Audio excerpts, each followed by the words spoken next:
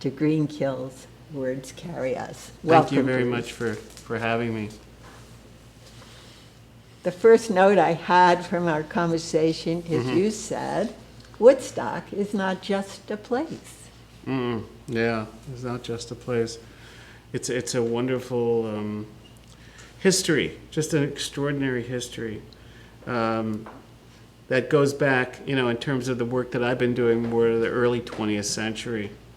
And when you see the paintings that people were doing when they came to Woodstock, like the first decade of the 20th century, and you see it now, it's changed so much, just in terms of not just the landscape itself, because it had been it had been cut. The trees had been cut, so the landscape painters who originally came had enormous, terrific vistas of the area, and that was true of Birdcliff too. Right, I had a friend whose father had a farm up in Hudson Hill, and he never came, the old man never came to town. And then he did one day, and then he said, what happened to all the trees? What happened to all the trees? Right, Yeah. and that was probably the 80s. I was just up at Hudson Hill, the artist Calvin Grimm, who lives over there. Yes, I know. And this wonderful thing that I wrote about for the blog that I've been doing that'll come out in a couple of weeks, of a turning mill that's right below Hudson Hill over there. That was from the 19th century. Wow. So how did you get interested in Woodstock, and how did this lecture series Well, come about? I had started coming in the late 60s when I was in high school to Woodstock to visit, and I came through the years. I was going because I have a PhD in art history, and once I finished my coursework, I left. I was in Washington for a couple of years on a fellowship with the Smithsonian, and then I started to work, have jobs at museums in different places, especially in Lexington, Kentucky, and in West Palm Beach.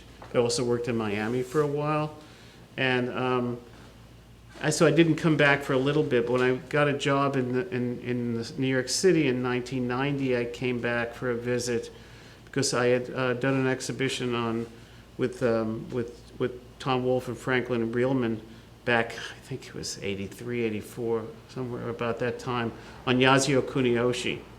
So I came back and I visited his widow, Sarah, at that time, who I hadn't seen for a while. And then I started to come back regularly again. And fortunately, we stayed in Shady at an artist, Ralph Scarlett's house one summer, my wife and I, and then we stayed on Lower Birdcliff, and then we found a place in West Saugerties. And when I knew we were going to move up here full time, 2018, I was figuring, what would I continue to do as an art historian? I thought the colony is so rich; there are so many stories to tell. It just seemed natural.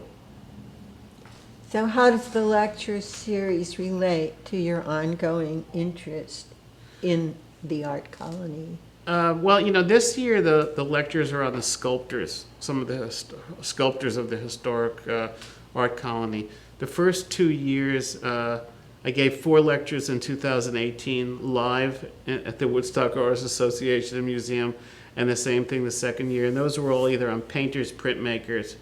There were a couple of sculptors as well, but I didn't have really enough room to talk about them. And I thought, well, I do a third summer. And so last year was supposed to be the third summer, but of course we all know what happened last year. So when you say you didn't have enough room, you mean you didn't There were have so enough many time. people to Yeah. talk about. When I put the list together and I realized, I'd want to speak about them for a while, that I couldn't do it in 1 or 2 lectures. I needed more. And so that's why there are 4 lectures. And in addition, I've curated a show that was supposed to open last October at the Woodstock School of Art on the bluestone sculptor Thomas Penning, and that is going to open now this October. And that was sort of to be the culmination after the lectures, that the Penning show would open. So that's what's happening this year. The Penning show is opening October 9th at the Woodstock School of Art. And Penning, of course, was a very important sculptor, lived in High Woods, and worked primarily in bluestone, and really furthered that whole idea of working in bluestone, not only as for sculpture, but for architecture. So tell me about your blog.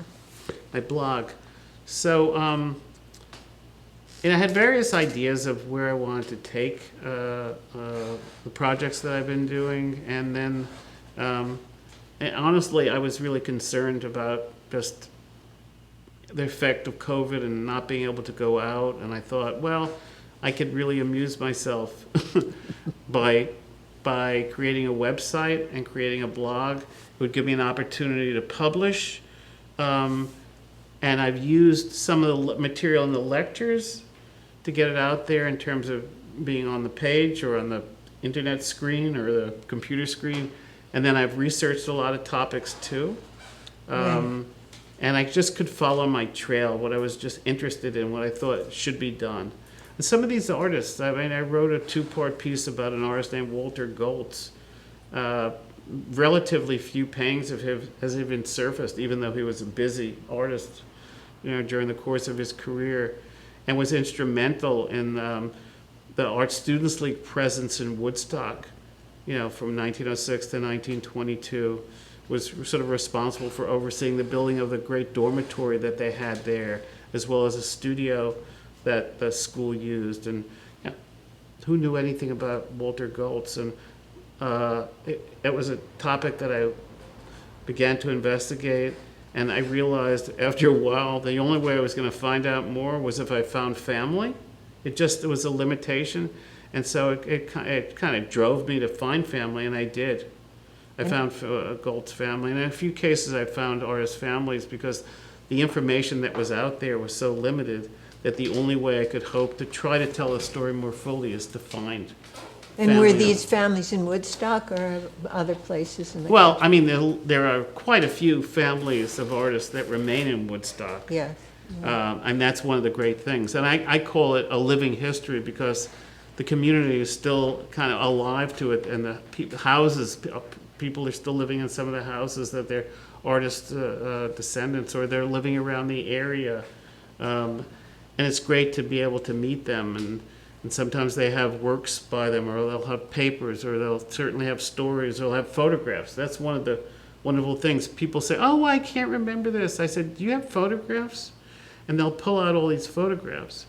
The one thing about photographs, the facts are in the photographs often. Right, And I found wonderful photographs, that hadn't been seen by anybody, even though the people might not be able to remember much, or sometimes people's memories get faulty. Sometimes the photographs are there to tell part of the story.